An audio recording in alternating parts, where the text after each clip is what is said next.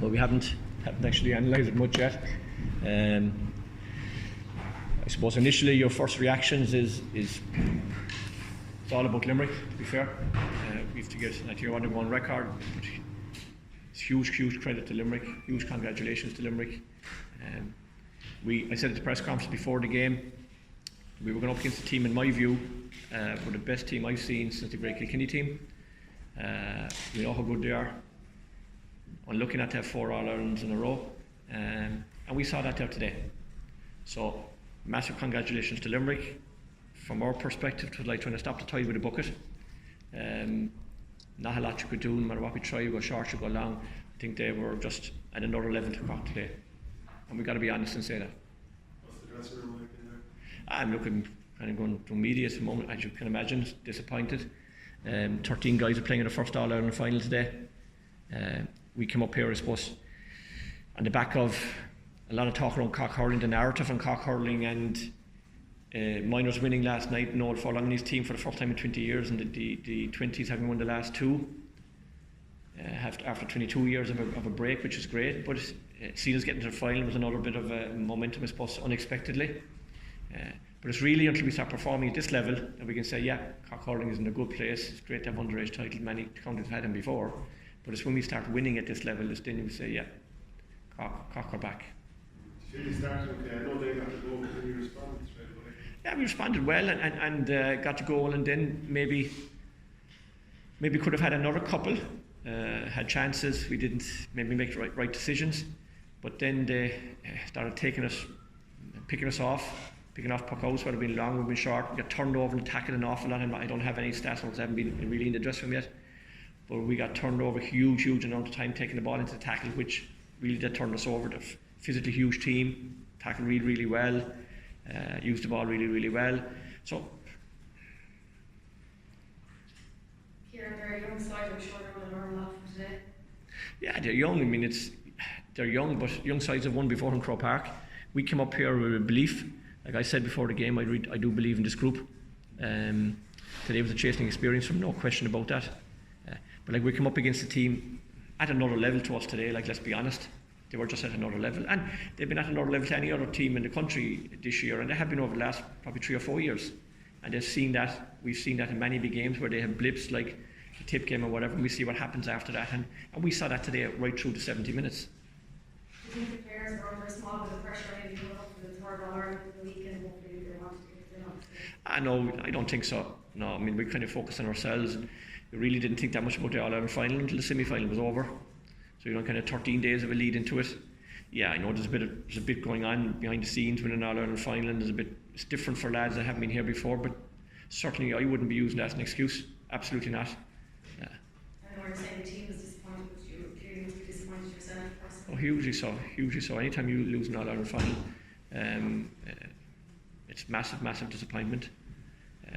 Dressing room, I just as I say, I walked away and get a chance to talk to them. We'll have a chat now in a minute.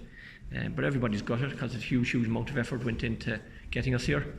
But I have to compliment and thank backroom team and the players, because since we got back together, and a lot of changes to the panel, new guys to the panel. But since we got back together in April, guys hadn't met each other. Some guys were new to the panel. We didn't meet each other really until April. But they've worked extremely hard since then. They worked on their own prior to that. Since April, they've worked exceptionally hard with us, trying to, last four months or so, trying to implement a new way of playing, and buying into that, working on it, and they've been fantastic. Okay, today 4 months wasn't as good as 4 years in terms of the way a team plays. We saw that, but look, these lads have a big future. They're really hungry, they want to play for Cork, they want to play for the jersey. But look, today, as I say, we were just outgunned out everything. Kieran, can it be turned into an education experience for the lads?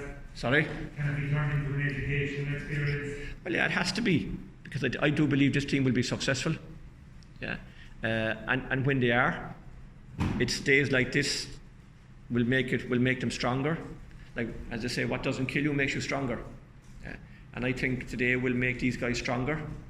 They certainly will come up under no illusions the next time they get here. And there's no guarantee you're going to get here next year or thereafter, because it's a long road to get to an All-Ireland final anytime. And that will make them resilient. It'll teach them a lot, how to, in many ways. And like, I know before, Detroit treated like another game, but finals are different really, aren't they? They are, like, and we've only been, it's my second one in 16 years. As I said, there's only 2 guys who played in the final before, so yeah, they are different, of course they're different. But for us, like, with a young group like that, like, the narrative has to be it's another game. Yeah. Albeit we knew, like, we're not stupid, or you guys aren't stupid, everybody, there was nobody tipped Cork, like, and you can understand why, you know. Folks say that Limerick went to another level. Did you expect that it could go to that level? Well, I think we've seen that during the year. Saw it in the second half against Tipperary. We've seen it when the pressure was on them. They can do that, and they did it today right through the game. When they needed, we got the goal. They reacted very well, and they're an exceptional team. There's no team would win what they have won in the last 5 years, if they weren't an exceptional team. It's not possible. I mean, like, we were the media were raving about Dublin footballers when they had won 4 in a row, and this Limerick were a puck of a ball or a disputed 65 from 4 in a row and 3 Munsters and 2 National Leagues. So look, we have to acknowledge that. Like, they're a fantastic team, no question about it. Really well managed, humble group. I said it before, the way they conduct themselves after a win off the field is as good as they do on the field.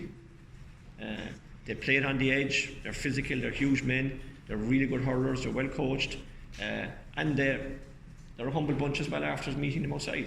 So it's great credit due to them, their families, and their management team. And it comes a time when you've got to take your hat off and say, well done, we were beaten by a much better team, and that's life. It's not nice. What's the hardest thing about playing? Sorry? What's the hardest thing about playing against them? Physicality. Physically, I'm not saying over the edge now. I'm just saying every 50-50 tackle is a 50-50 tackle, and they're really, really, really strong in the tackle. And I think, I don't have the stats now, as I say, I've got nothing yet, I didn't even change my shoes. But we didn't get any, I think we were turned over, looking at it, certainly I think we were turned over a significant number of times at all the areas of the pitch. When we looked like to be in the ascendancy or on the offensive, and then suddenly the ball's gone over the bar on the other side.